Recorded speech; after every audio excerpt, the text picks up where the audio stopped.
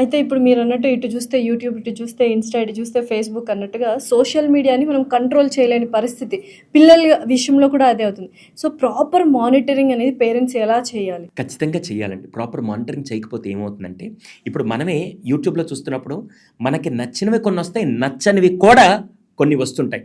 అలాంటి మనకే వస్తున్నప్పుడు చిన్న పిల్లలకి వయస్సుకు మించి కొన్నిసార్లు అది క్రూరత్వంతో కూడిన వీడియోస్ అవ్వచ్చు, లేకుంటే హెరాస్మెంట్కి సంబంధించిన వీడియోస్ అవ్వచ్చు, వయసుకు మించిన వీడియోస్ వచ్చినప్పుడు వీళ్ళు రాంగ్ ఏజ్లో రాంగ్ కంటెంట్కి ఎక్స్పోజ్ అయ్యారనుకోండి, ఖచ్చితంగా అది ఎఫెక్ట్ అవుతుంది. అందుకే ఈ మధ్య యాప్స్లో ఫిల్టర్స్ వాడడం కానీ, లేకుంటే పేరెంటల్ కంట్రోల్ యాప్స్ కానీ ఇలా వస్తున్నాయి.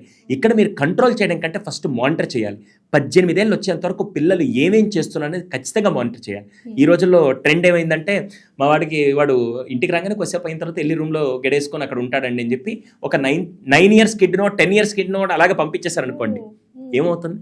వాడు లోపలికి వెళ్ళి ఏం చేస్తున్నాడు అనేది వీళ్ళు బయట అబ్జర్వ్ చేయకపోతే మాత్రం it's a biggest threat for his growth. చాలా మంది ఇదే పొరపాటు చేస్తున్నారు. అందుకే మా కౌన్సిలింగ్కి వస్తే ఎవరైనా ఇలాగా 10 ఏళ్ళకి 11 ఏళ్ళకి రూమ్లోకి వెళ్ళి గొళ్ళు పెట్టుకున్నా అంటే ఫస్ట్ గెళ్ళు పగలగొట్టేసేయండి, డోర్లు బద్దలు కొట్టండి, ఏం పర్లేదు. ఫస్ట్ అసలు అలాంటి సిచ్యువేషన్స్ లో డోర్ లాక్స్ అనేవి ఉండకూడదు. ఎందుకంటే ఫారిన్ కంట్రీస్ లో అదే ఉంటుంది. కానీ ఇప్పుడు వీడు 12 ఏళ్ళకే వెళ్ళి రూమ్ లాక్ చేసుకొని వాడు చేస్తున్నా అంటే వాడు తప్పు చేస్తున్నా పొరపాటు చేస్తున్నా మనకు అర్థం కాదు. అంతా అయిపోయిన తర్వాత సార్ 2 ఏళ్ళ నుంచి ఇదే జరుగుతుందని అప్పుడు మార్చలేం కదా. అదేదో ఇప్పుడే మీరు జాగ్రత్తగా ఉంటాం. అందుకే మనకి పేరెంటల్ కంట్రోల్ యాప్స్ వచ్చాయి.